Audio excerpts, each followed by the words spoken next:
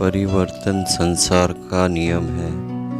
समय के साथ संसार में हर चीज परिवर्तन के नियम का पालन करती है। सत्य कभी दावा नहीं करता कि मैं सत्य हूँ, लेकिन झूठ हमेशा दावा करता है कि सिर्फ मैं ही सत्य हूँ। नर्क के 3 द्वार है, वासना, क्रोध और लालच। किसी का अच्छा न कर सको तो बुरा भी मत करना, क्योंकि दुनिया कमज़ोर है लेकिन दुनिया बनाने वाला नहीं। सदैव संदेह करने वाले व्यक्ति के लिए प्रसन्नता ना इस लोक में है ना कहीं और। जो चीज़ हमारे दायरे से बाहर हो उसमें समय गंवाना मूर्खता ही होगी। न तो यह शरीर तुम्हारा है और न ही तुम इस शरीर के मालिक हो। यह शरीर 5 तत्वों से बना है, आग, जल, वायु, पृथ्वी और आकाश। एक दिन यह शरीर इन्हीं 5 तत्वों में विलीन हो जाएगा। जिंदगी में हर कितने सही है और कितने गलत है ये केवल 2 लोग जानते हैं, एक परमात्मा और दूसरी हमारी अंतरात्मा।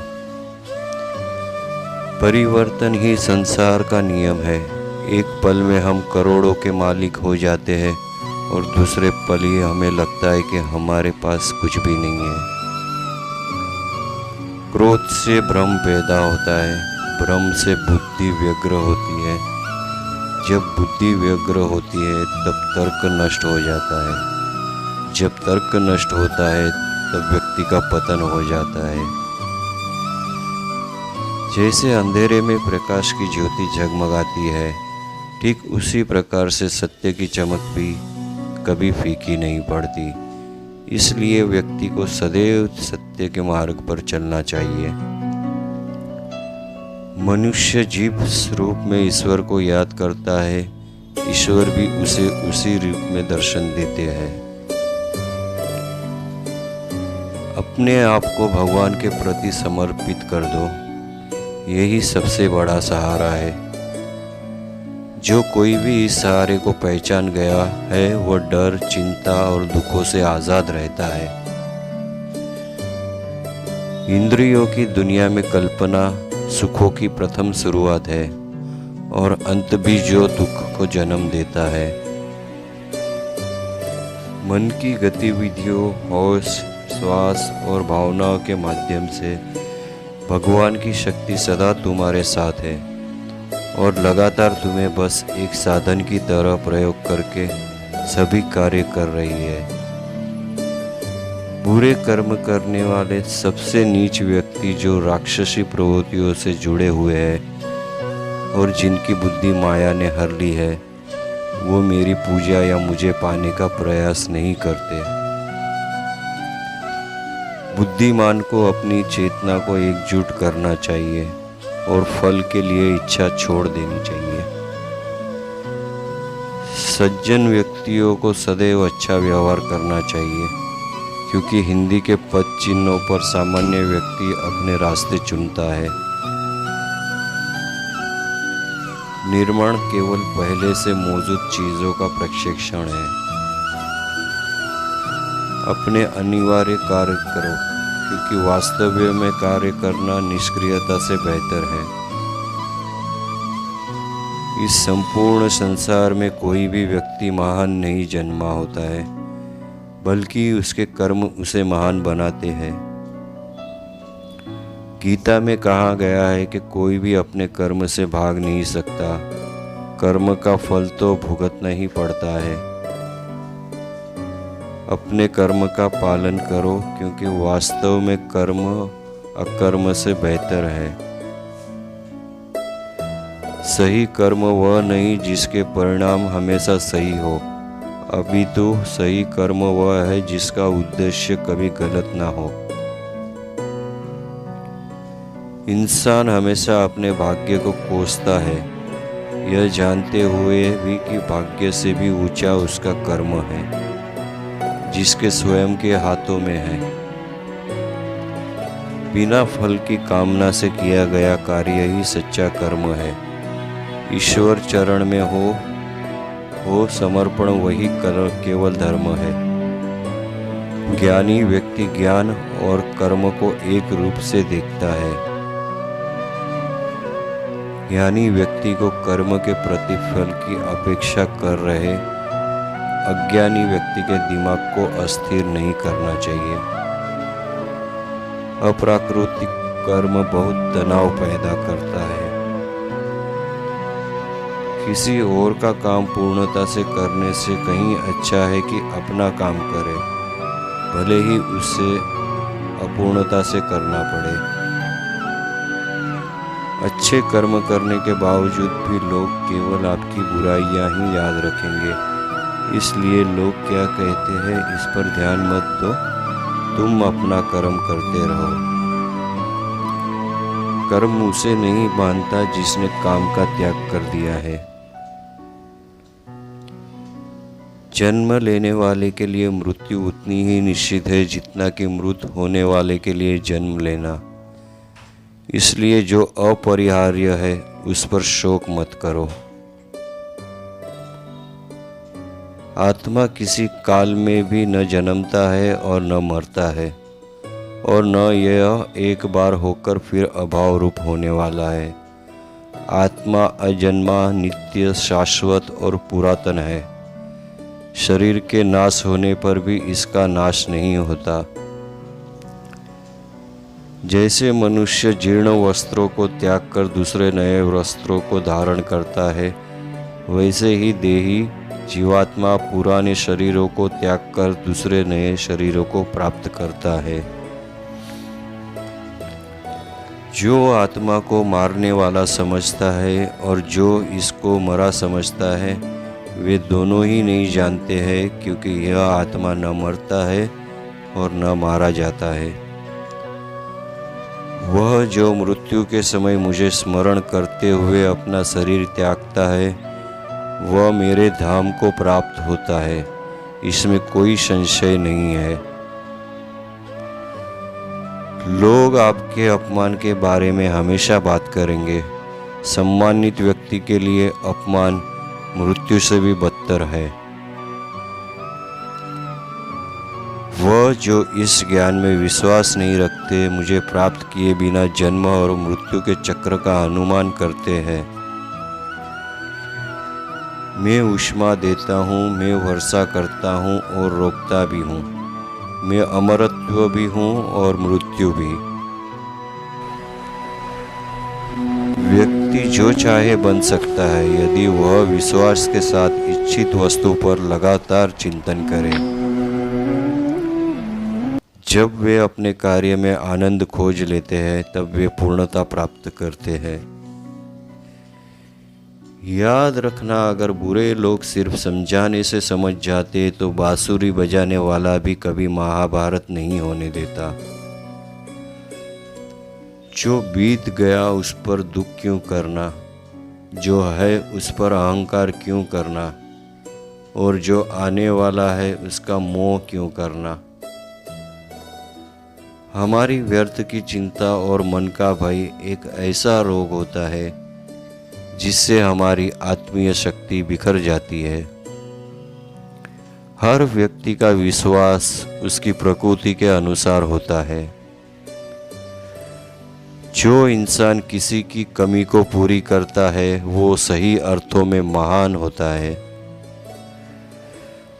जो हुआ वो अच्छे के लिए हुआ है, जो हो रहा है वह भी अच्छे के लिए ही हो रहा है, और जो होगा वह भी अच्छे के लिए ही होगा।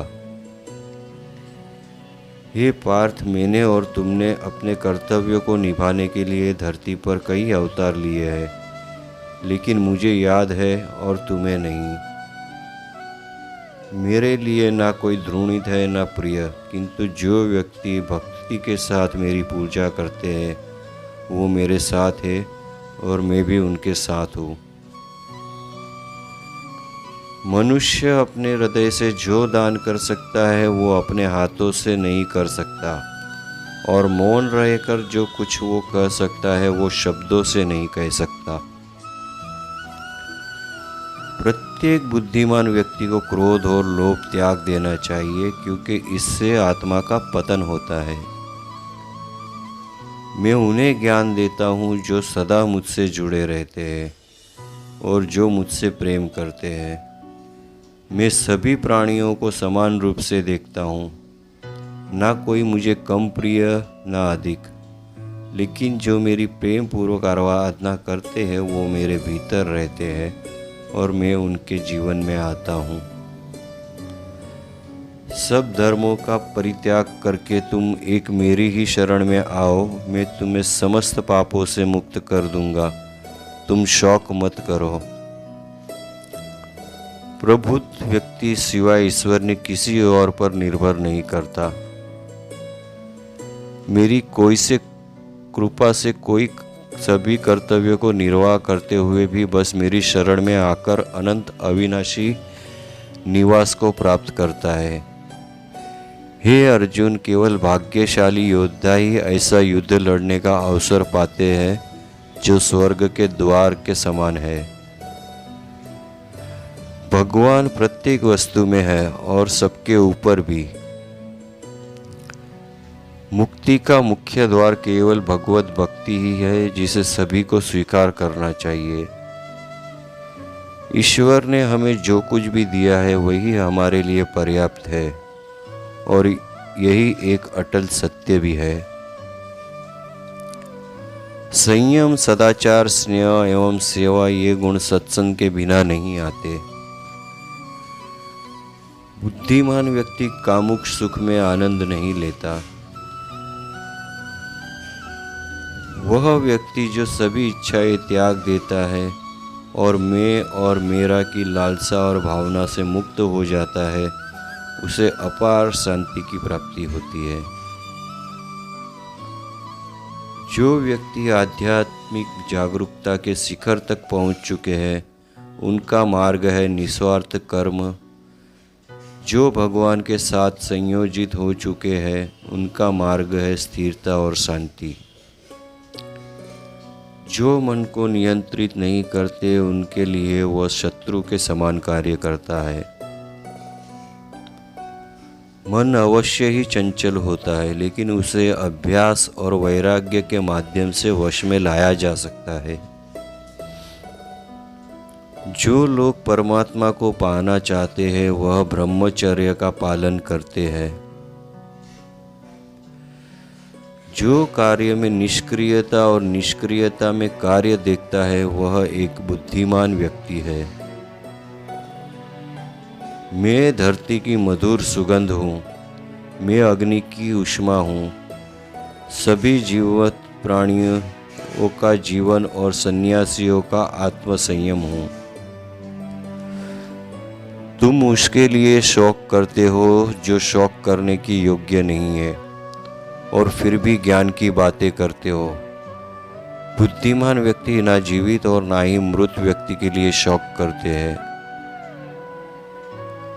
कभी ऐसा समय नहीं था जब मैं तुम या ये राजा महाराजा अस्तित्व में नहीं थे, ना ही भविष्य में कभी ऐसा होगा कि हमारा अस्तित्व समाप्त हो जाए। हे अर्जुन, हम दोनों में कई जन्म लिए, मुझे याद है लेकिन तुम्हें नहीं। हे अर्जुन, वह जो वास्तविकता में मेरे उत्कृष्ट जन्म और गतिविधियों को समझता है, वह शरीर त्यागने के बाद पुनः जन्म नहीं लेता और मेरे धाम को प्राप्त होता है। अपने परम भक्तों जो हमेशा मेरा स्मरण या एक चित्त मन से मेरा पूजन करते हैं, मैं व्यक्तिगत रूप से उनके कल्याण का उत्तरदायित्व लेता हूँ। कर्म योग वास्तव में एक परम रहस्य है। जो मनुष्य अपने मन को नियंत्रित नहीं कर पाता, उसका मन उसके लिए शत्रु के समान कार्य करता है। आत्मज्ञान की तलवार से काटकर अपने हृदय से अज्ञान के संदेह को अलग कर दो। अनुशासित रहो, उठो। माफ करना और शांत रहना सीखिए, ऐसी ताकत बन जाओगे कि पहाड़ भी रास्ता देंगे। ईश्वर की शक्ति मनुष्य के होश, भावनाएं और मन की गतिविधियों के माध्यम से सदा उसके साथ रहती है। बुद्धिमान व्यक्ति को समाज कल्याण के लिए बिना आसक्ति के काम करना चाहिए। आपके सार्वलौकिक रूप का मुझे न प्रारंभ, न मध्य, न अंत दिखाई दे रहा है। मैं अपने कर्मों से बंधा हुआ नहीं हूँ, क्योंकि मुझे मेरे द्वारा किए कर्मों के प्रतिफल की कोई इच्छा नहीं है। यद्यपि मैं इस तंत्र का रचयिता हूँ, लेकिन सभी को यह ज्ञात होना चाहिए कि मैं कुछ नहीं करता और मैं अनंत हूँ। जब वे अपने कार्य में आनंद खोज लेते हैं, तब वे पूर्णता प्राप्त करते हैं। जब तक शरीर है तब तक कमजोरियां तो रहेगी ही, इसलिए कमजोरियों की चिंता छोड़ो और जो सही कर्म है उस पर ध्यान लगाओ। जब इंसान की ज़रूरत बदल जाती है, तब इंसान के बात करने का तरीका बदल जाता है। ईश्वर के किए गए प्रार्थना से इंसान की परिस्थिति या तकदीर बदले या न बदले, उस पर प्रार्थना से इंसान के चरित्र में जरूर बदलाव आता है।